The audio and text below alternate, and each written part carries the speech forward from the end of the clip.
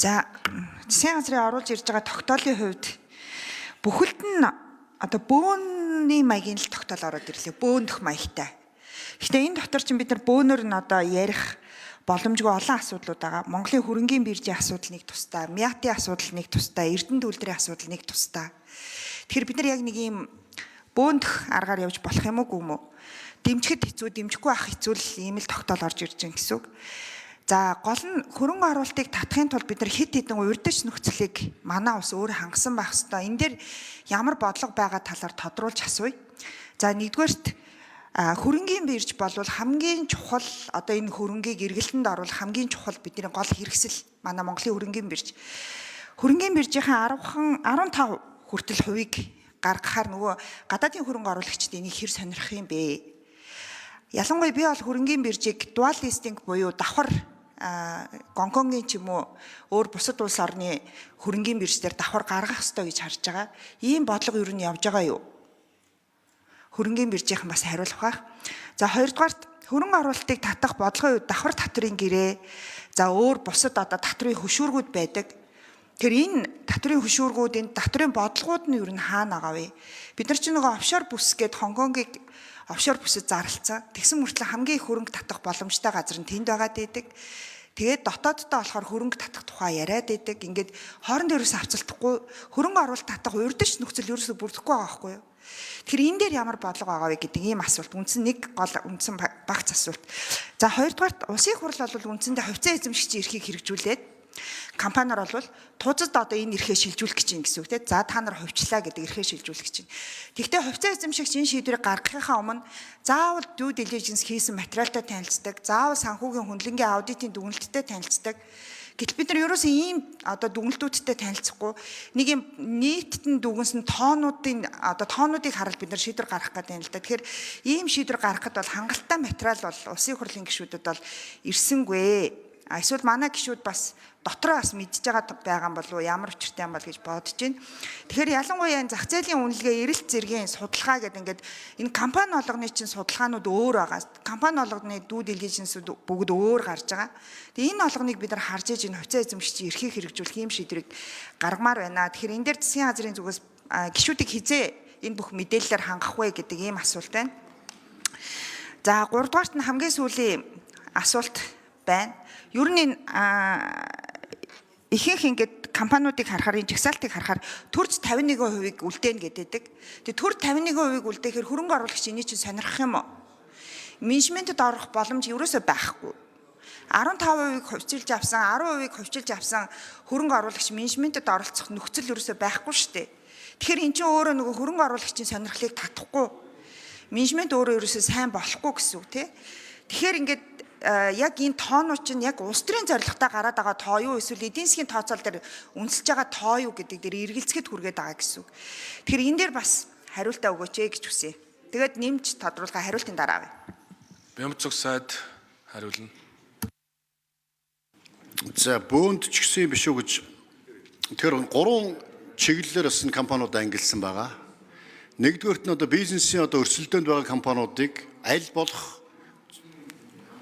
100% гэх юм бол та нар 100% чих гээд байна гэдэг тийм болохоо 66% хүртэлгээд ороод ирсэн байгаа. Энийг та бүхэн маань 100% болгоод одоо хөдөлтаа гэх юм бол хөдөлтөх бололцоотой. Ийм одоо нэг бүлэг.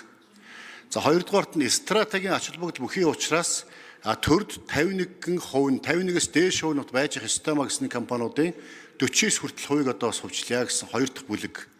За гуравдугаарт нь бүтцийн өөрчлөлт хийя.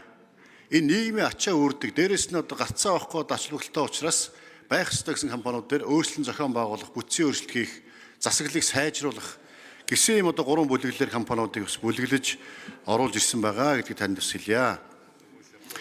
За хөрөнгө оруулалтыг татах нөхцөл энэ хөрөнгийн биржид 15% хүн орж ирэх үү гэж 34% нь хувьчилдсан байгаа. Одоо нэмээд 15% нь хувьчлээ. Ингээд 49% гэж байгаа. Гэхдээ энийг та бүхэн бас улсын хурл дээр ярилцаад 100%, 66% гэдээ бас өөрчлөх эрх нээлттэй байж байгаа. Ер нь бас олон улсын жишгийг хараад байхад хөрөнгийн биржүүд бүгд л хувьд байд юм байна лээ. Хувьд. Хятад зэрэг ганц нэг улсын хөрөнгийн биржүүд төрд байдаг. Бусдаар бол бүгд хувьд байдаг юм байна лээ. Үнэхээр одоо хөрөнгийн биржүүд нь тийм үү? Хувийн гадаад дотоодын хөрөнгө оруулалт менежмент оруулж ирж энэ хөрөнгийн зах зээл хөгжих том суур болно. Энэ үүднээс их хурал дээр одоо энэ 49 хүртэл хувь гэдгийг одоо цааш нь одоо 51 цаашлаа 66 100 хүртэл одоо болох боломж нээлттэй байгаа. Хөрөнгө оруулалтыг татах урьдчилан нөхцөл энэ дэр хөрөнгө оруулалт зөвхөн одоо юу гэдгийг энэ хэдэн компаниуд дээр хөрөнгө оруулалтын асуудал яригдахгүй. Энэ компаниуд дээр бид нэр үнэхээр одоо санхүү эдийн засгийн нөхцөл байдал тааруу байх юм бол заавал худалдахгүй үн хөрөхгүйгээр зарах гээд байхгүй. Нөхцөл байдлаа харж байгаад үнэлж дүгнж байгаа хөрөнгийн үнэлгээ хийж байгаад үнэхээр одоо үнцэнд хүрэхээр байна гэсэн үед л одоо олон нийт хувьцааг нь гаргах ховжлох ийм асуудал яригдана. Үнцэнд хүрэхэрэг байх юм бол энийг ховжлохгүй. Ийм бодлого барина. Энийг засгийн газар жил болгон бас ингээд нөхцөл байдлаа харж шийднэ. За том утгаараа бид нэр хөрөнгө оруулалтын тухай хууль их хурлаар засгийн газар өргөн барьж байгаа.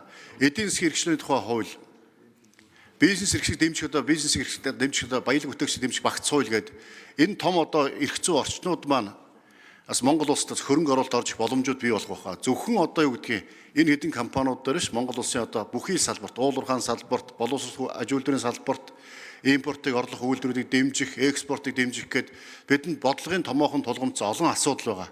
Энэ дээр зайлшгүй одоо гадаад дотоодын хөрөнгө оруулалт хэрэгтэй байна.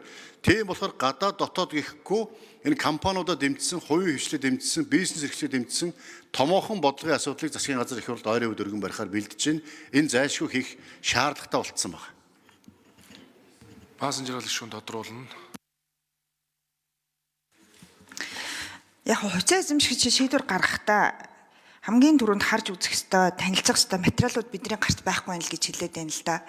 Одоо тэгээд тэр нөхцөл байдлаа харж байгаа жил бүр шийдвэрлэн гэхээр бид нар одоо нийлүүлээд өгөх гээд байгаа юм уу, ямар учиртай гэдгийг сайн ойлгохгүй. Тэгэхээр яг энэ жилийн тухайд яг одоо энэ он гаргаад хувьчлах яг бэлэн байдалтай болцсон, due diligence нь хийгдсэн, аудитын дүгнэлт нь гарцсан, зах зээлийн судалгаа нь хийгдсэн ямар компаниуд байгаа юм бэ гэдэг ийм асуулт байна. За яг дотоодын тоглогчтой харах юм бол ер нь бол дотоодын хөрөнгө оруулалтын дээр тоглож байгаа тоглогчдын нөөц бол үндсэндээ шавхагдаад дууссан байгаа. Бямцаг сайдаа. Тэгэхээр бид нар гадны хөрөнгө оруулалтыг л татгаас өөр арга байхгүй.